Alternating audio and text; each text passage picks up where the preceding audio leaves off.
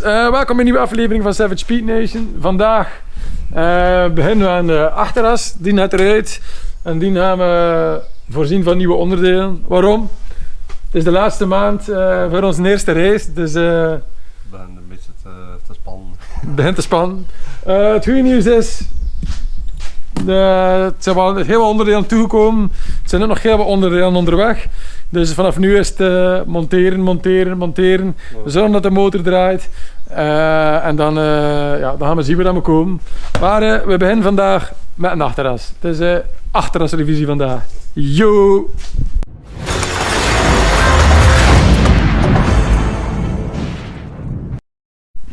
Yes, dus zoals beloofd, het eerste deel van ons nieuwe onderdeel. Zijn ik vergeten? Ja, steekkasten.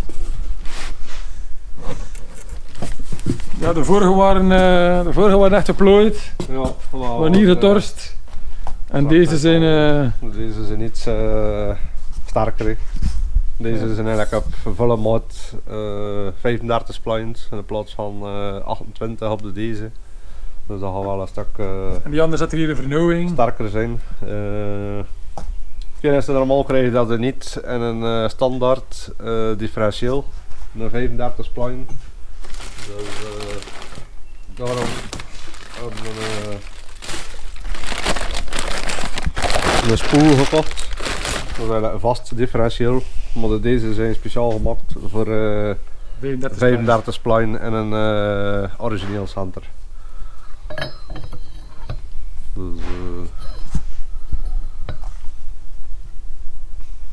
Dus ja, in feite komt het er zo uit neer.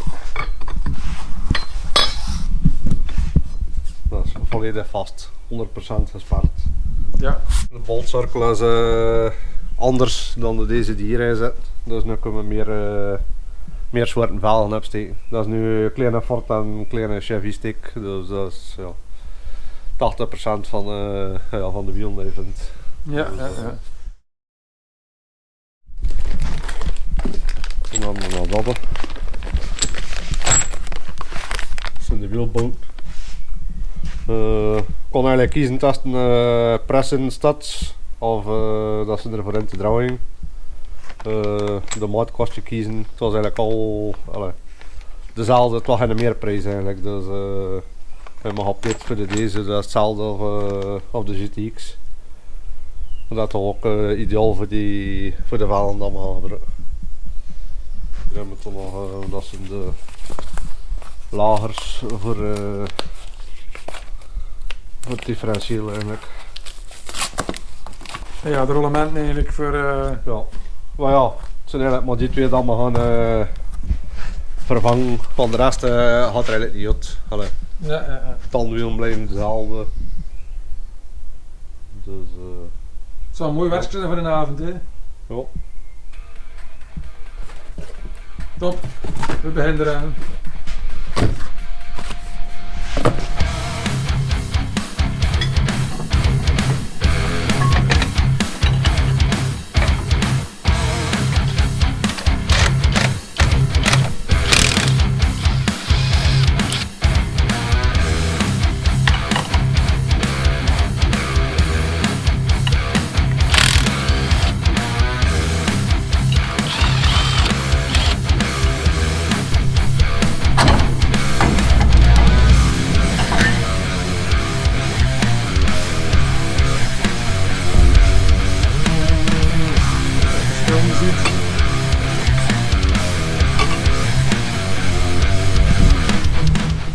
Daar is hier versmalen. Ja. Klein beetje verschil.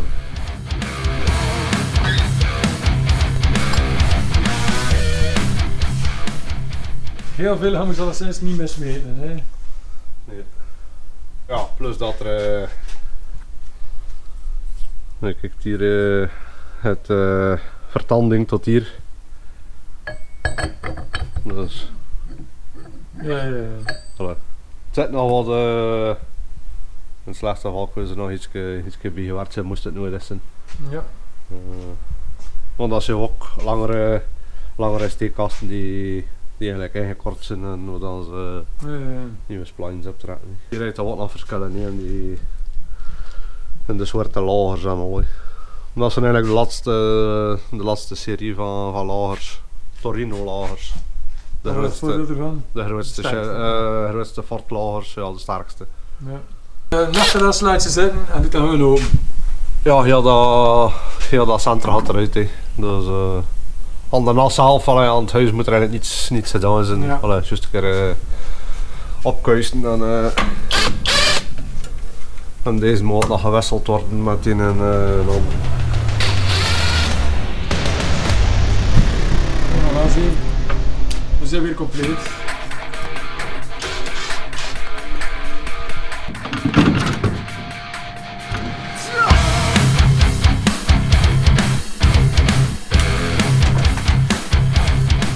Dus dat gaat eruit. En dat komt in de plaats. He. Ja.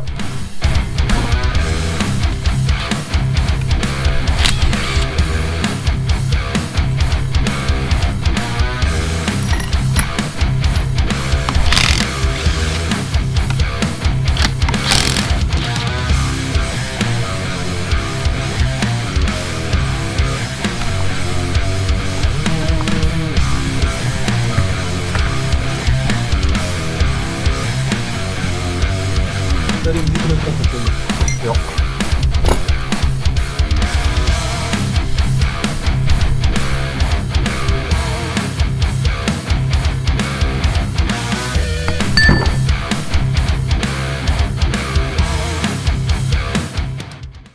Dus hier kun je zien, staat er 37 maal 9.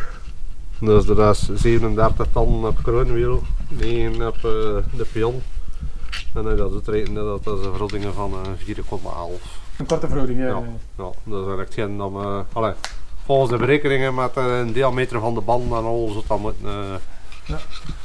Toen zit man, ik dacht dat het ongeveer 200 per uur was, zo man 6 dus toeren zit. Een derde dus.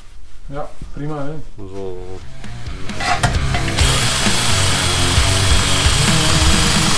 Voor eerst de lagers erop persen. Kijk, hier zijn ze. Ja. Nu is hij nog iets lichter, ja, maar eerst minder lang. Ja. Weet dat nog gedaan?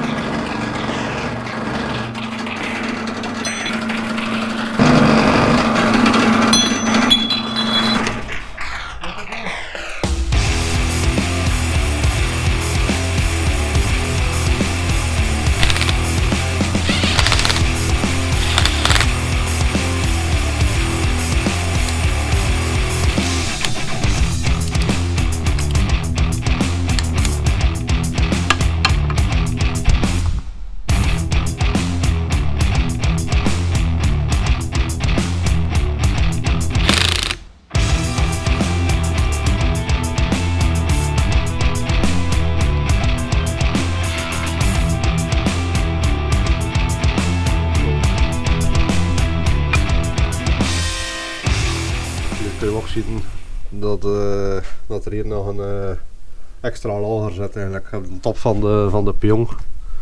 Die eigenlijk ook ja, sterker is. Omdat dat altijd de neiging heeft voor dat het elkaar te duwen eigenlijk. Dus daarom met een 9 inch eigenlijk ja, een goede oplossing. Yes. Gaan we naar de volgende stap nemen? Dan ga ik de spelingen meten erop. Dat is eigenlijk de backlash. Dus kan ik, is dat heel aan de ene kant. Of ik kan het beter aan de andere kant zetten.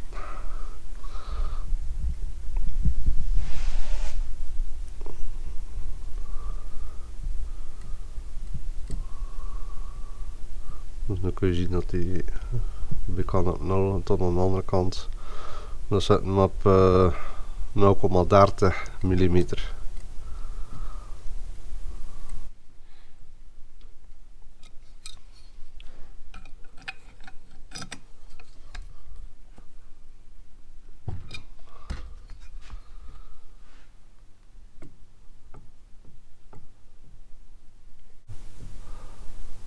Ik ben dan 25 set.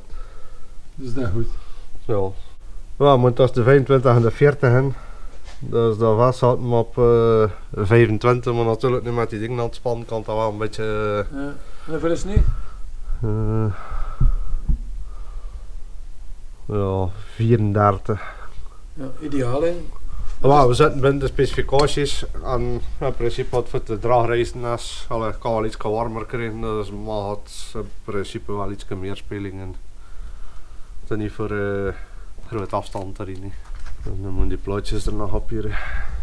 Dat is eigenlijk voor te Niet veranderd. verhinderen dat die moeren zo lossen. Speciale verf, gaan met gewone verf doen.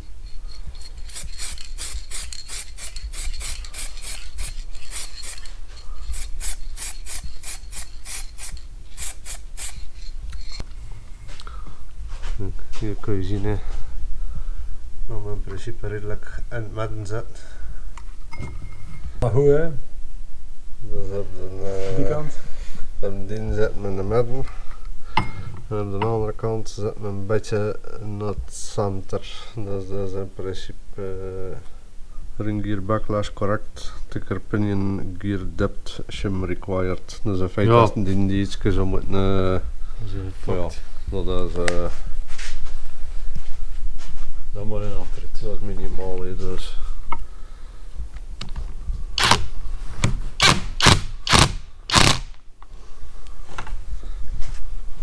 Ja, en dat is klaar.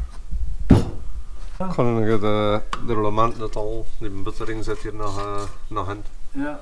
Dus dan mag het.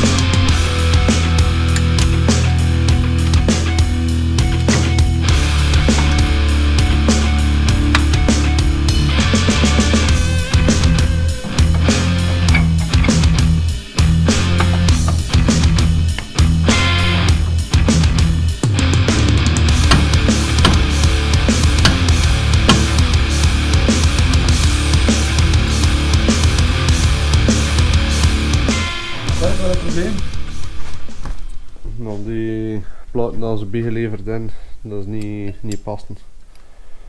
Dan kijk ik, die houten komen niet overeen. Dus dat is waarschijnlijk voor een kleiner model.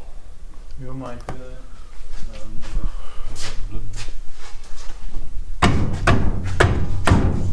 Het centrum had halen. Deze moeten afverboord worden of nog een keer moeten bekijken. Dus op de maat dat we nodig hebben. ja. Want deze staan er 5x5,5.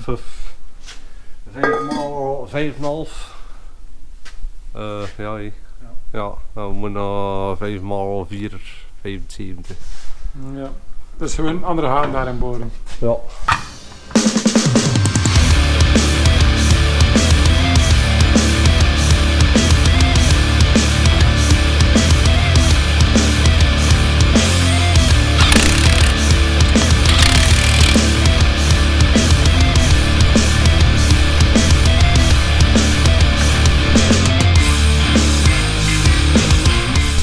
Voor vandaag zijn we rond.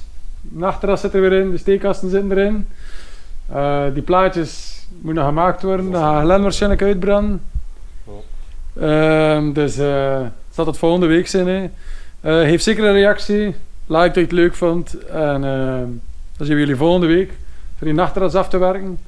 En misschien nog wat onderdelen te kunnen uitpakken voor de rest van de motor en dergelijke. In orde, tot volgende week. Yo.